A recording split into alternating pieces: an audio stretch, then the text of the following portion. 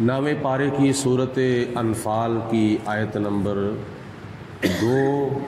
اور اس کے ساتھ چند آیات بینات میں اللہ تعالیٰ نے اہل ایمان کی کچھ صفتیں بیان فرمائی ہیں۔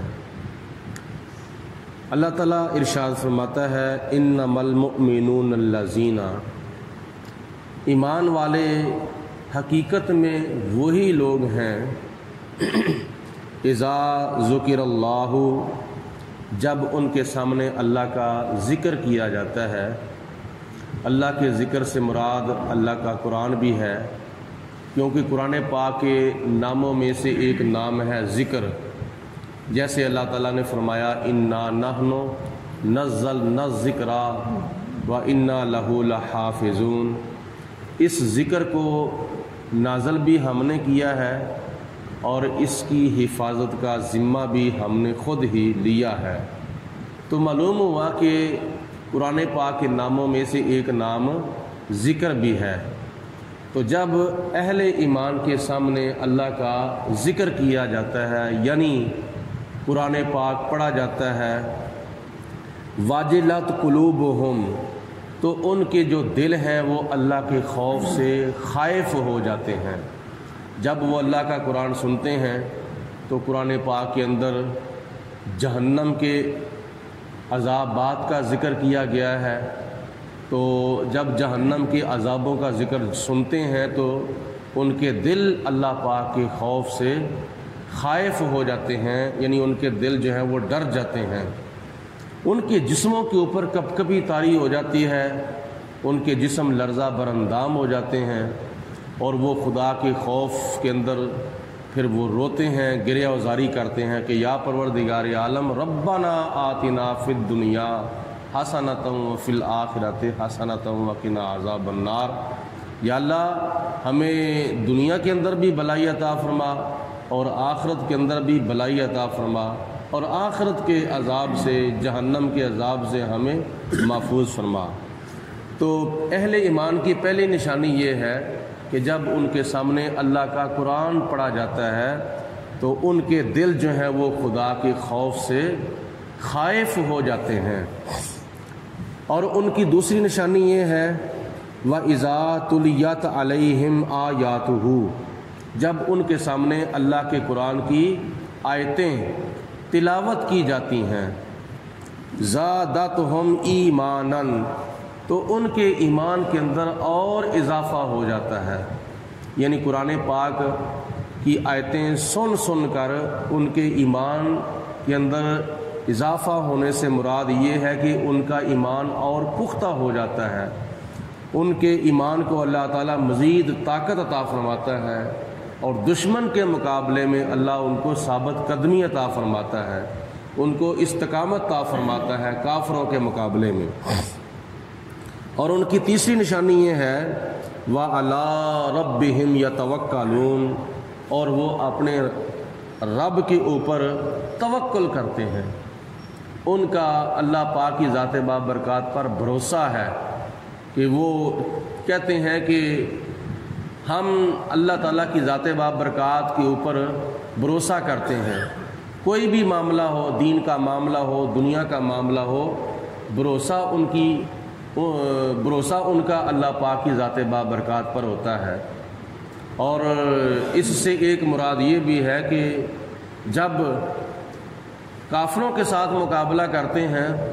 تو وہ یہ نہیں دیکھتے کہ ہم تھوڑے ہیں یا ہمارے پاس جنگی ساز و سامان تھوڑا ہے تو ہم ناکام ہو جائیں گے، لہٰذا ہم اللہ کی راہ میں جہاد نہیں کرتے۔ نہیں، چاہے ان کی تعداد تھوڑی بھی ہوتی ہے یا ان کے پاس اسلحہ تھوڑا ہوتا ہے تو ان کا بھروسہ خدا پر ہوتا ہے۔ جیسے میدان بدر کے اندر 313 کی تعداد تھی، 2 گھوڑے تھے، 6 زیریں تھیں، 8 شمشیریں تھیں اور مختصر سا سامان تھا، تھے ان کے پاس 2 گھوڑے، 6 زرہیں، 8 شمشیریں، پلٹنے آئے تھے یہ لوگ دنیا بھر کی تقدیریں، نہ تیغ و تیر پر تکیہ، نہ خنجر پر نہ بالے پر، بھروسہ تھا تو ایک سادی سی کالی کملی والے پر، جناب سرور عالم نے کی تعداد کی گنتی، فقط ساری 313 تھی فقط تعداد کی گنتی۔ یہ ان کا بھروسہ اللہ کی ذات بابرکات پر تھا، تو اس وجہ سے پھر خدا کی ذات بابرکات نے کفر و اسلام کی پہلی جنگ کے اندر، غزوہ بدر کے اندر مسلمانوں کو بے مثال فتح اور کامیابی عطا فرمائی تھی۔ ان کی اس آیت مبارکہ میں 3 نشانیاں ہیں۔ پہلی کہ جب ان کے سامنے اللہ کا ذکر کیا جاتا ہے تو ان کے دل جو ہیں وہ خدا کے خوف سے خائف ہو جاتے ہیں، اور دوسرے نمبر پر جب اللہ کے قرآن کی آیتیں تلاوت کی جاتی ہیں اگر وہ دل کے کانوں سے سنتے ہیں تو ان کا ایمان اور زیادہ پختہ ہو جاتا ہے، اور تیسرے نمبر پر وہ دینی دنیاوی معاملات میں بھروسہ خدا کی ذات بابرکات پر کرتے ہیں۔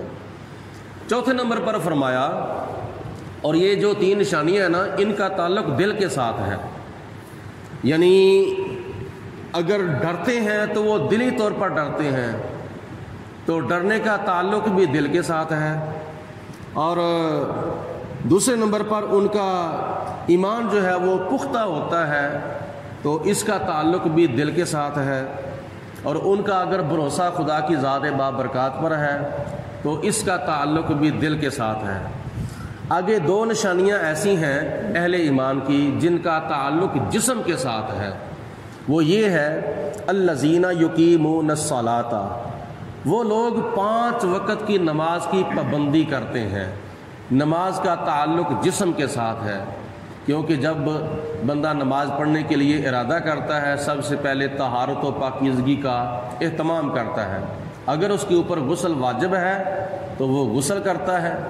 اگر غسل واجب نہیں ہے تو پھر وہ وضو کرتا ہے، اور طہارت و پاکیزگی کا اہتمام انتظام کرنے کے بعد پھر دوسرے نمبر پر ان کے جسم کی جو علامت ہے وہ یہ ہے وَمِمَّا رَزَقْنَاهُمْ يُنْفِقُونَ، وہ ہمارے دیے ہوئے رزق میں سے ہماری راہ میں خرچ کرتے ہیں۔ تو جب خرچ کیا جاتا ہے تو اس وقت ہاتھ استعمال ہوتے ہیں، جب نماز پڑھی جاتی ہے پاؤں بھی استعمال ہوتے ہیں، ٹانگیں بھی استعمال ہوتی ہیں، سر بھی استعمال ہوتا ہے، ہاتھ بھی استعمال ہوتے ہیں، جسم کے پورے اعضاء جو ہیں وہ نماز کے اندر استعمال ہوتے ہیں۔ تو جب اللہ کی راہ میں سخاوت کی جاتی ہے تو اس وقت ہاتھ استعمال ہوتے ہیں۔ تو یہ 2 اہل ایمان کی نشانیاں ایسی ہیں جن کا تعلق جسم کے ساتھ ہے۔ تو جب یہ 5 کام کرتے ہیں، جب 5 کام کرتے ہیں تو اللہ تعالیٰ پھر ان کا رزلٹ بیان فرماتا ہے اولئک ھم المؤمنون حقا، یہ 5 کام کرنے والے جو ہیں وہ پکے مومن ہیں، سچے مومن ہیں۔ 5 وقت کی نماز پڑھنے والے، اور اللہ کی راہ میں سخاوت کرنے والے، اور اپنے ایمان کی پختگی کرنے والے، اللہ کے خوف سے ڈرنے والے، اور اپنا بھروسہ خدا کی ذات بابرکات پر کرنے والے، یہ پکے مومن ہیں اور سچے مومن ہیں۔ لَهُمْ دَرَجَاتٌ عِنْدَ رَبِّهِمْ، اور ان کا دوسرا نتیجہ یہ ہے، ان کا دوسرا رزلٹ یہ ہے کہ ان کے لیے اللہ تعالیٰ کے نزدیک درجات کی بلندی ہے، یعنی اللہ پاک اپنے ہاں ان کو بلند درجات عطا فرمائے گا جنت کے اندر۔ اور تیسرا نتیجہ ان کا یہ ہے وَمَغْفِرَةٌ، اللہ تعالیٰ ان کی بخشش فرما دے گا، اللہ ان کی مغفرت فرما دے گا، قیامت کے دن خدا تعالیٰ ان کے صغیرہ و کبیرہ گناہ معاف فرما دے گا۔ اور چوتھا نتیجہ ان کا یہ ہے وَرِزْقٌ کریم، اللہ پاک ان کو قیامت کے دن جنت کے اندر جب داخل فرمائے گا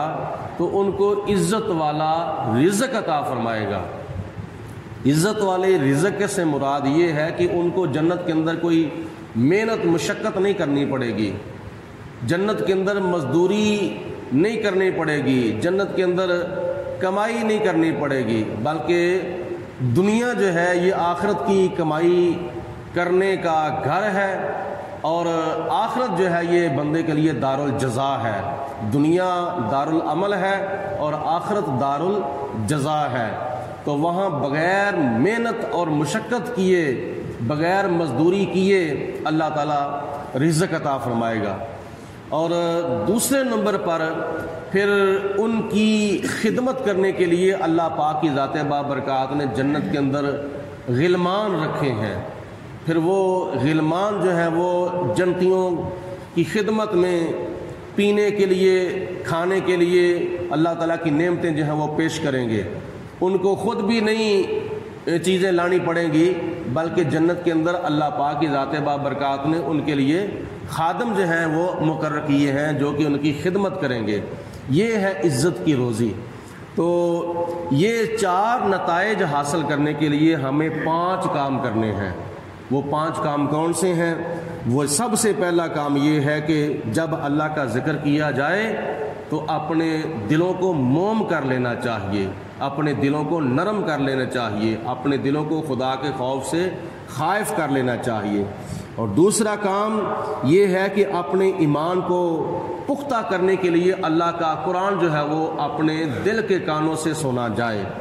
تیسرے نمبر پر اللہ کی ذات بابرکات پر بھروسہ کیا جائے۔ چوتھے نمبر پر 5 وقت کی نماز پابندی سے پڑھی جائے۔ اور 5ویں نمبر پر اللہ پاک کی ذات بابرکات نے جو عطا فرمایا ہے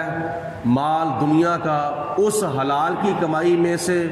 اس نیک کمائی میں سے، اس پاکیزہ کمائی میں سے اللہ کی راہ میں خرچ کیا جائے، یعنی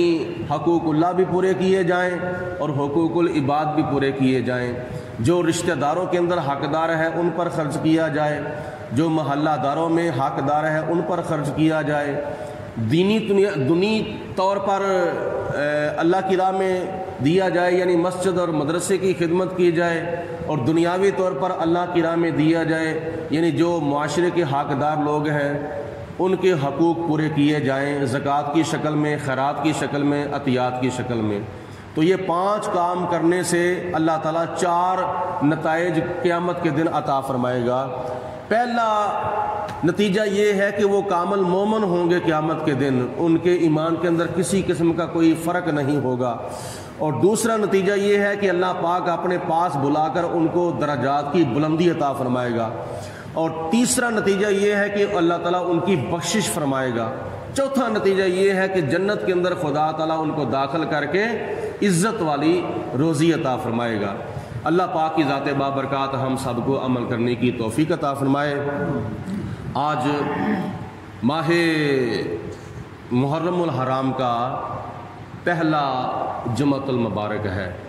نئے اسلامی سال کا جو پہلا مہینہ ہے اس کا پہلا جمعۃ المبارک ہے۔ ماہ محرم شریف کی آج 4 تاریخ ہے، پہلا جمعۃ المبارک۔ تو انگریزی مہینہ جو ہے وہ اس کی آج 13 تاریخ ہے اگست کی، اور کل کا جو دن ہے 14 اگست، یہ ہمارے لیے ایک بڑا اہم دن ہے۔ یہ یوم پاکستان ہے اور یوم آزادی ہے۔ اللہ پاک کی ذات بابرکات نے آج سے تقریباً 72-73 سال پہلے پاکستان کو انگریز کی غلامی سے نجات عطا فرمائی تھی۔ تو اس موقع کی مناسبت سے آج خطبہ جمعہ کے اندر انشاءاللہ تعالی کچھ وقت شہدائے کربلا کا ذکر ہوگا اور کچھ وقت شہدائے پاکستان کا ذکر ہوگا، تاکہ